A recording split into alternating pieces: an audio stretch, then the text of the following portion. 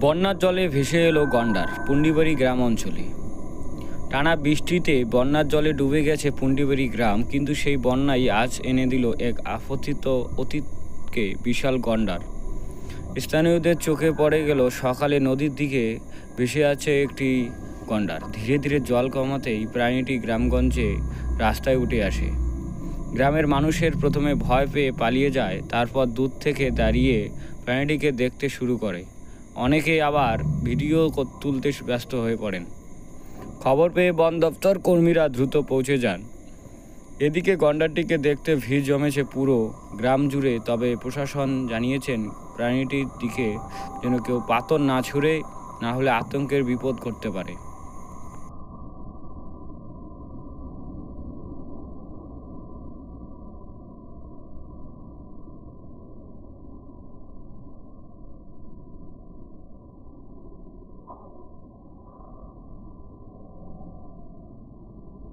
এই ঘটনায় পুন্ডিবাড়ি আশেপাশে এলাকায় ব্যাপক চাঞ্চল্য ছড়িয়েছে। তবে বন দপ্তর আশ্বাস দিয়েছেন গন্ডারটি সম্পূর্ণ নিরাপদে ফিরে যাবে তার প্রাকৃতিক অবস্থানে।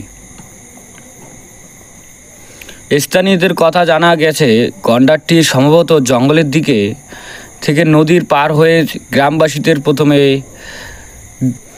এক পর্যায়ে প্রাণীটির মাঠের পাশ দিয়ে দৌড়ে এসে কয়েকজন গ্রামবাসীর দিকে তেড়ে যায়। যদিও কেউ গুরুতর আহত হননি, তবুও এলাকায় ছড়িয়ে পড়ে ব্যাপক আতঙ্ক। খবর পেয়ে ঘটনাস্থানে পৌঁছে যায় বন দপ্তরের দল।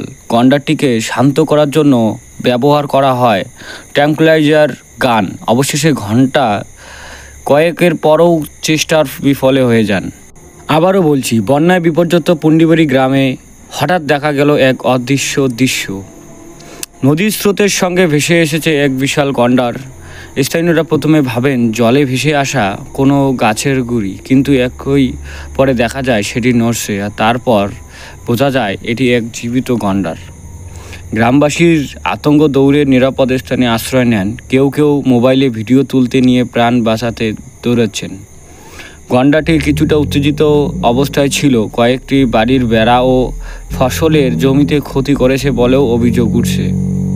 বন দপ্তরের দল এটিকে সমস্ত ক্ষতিপূরণ হিসেবে নিয়েছেন বলে জানা গেছেন। পুরো গ্রাম এখন আতঙ্কে, কেউ ঘর থেকে বের হচ্ছেন না। শিশুরা কাঁদছে, আর গ্রামের বয়স্করা বলছেন জীবনের এমন দৃশ্য তারাও কখনোই দেখেননি। বন্যার ভেসে আসা গন্ডারটি এখন ধীরে ধীরে বনের দিকে ফিরে যাচ্ছে। তবে এই ঘটনা পুন্ডিবাড়ি গ্রাম জুড়ে এখনও আতঙ্ক, আলোচনার ঝড় তুলে দিচ্ছেন।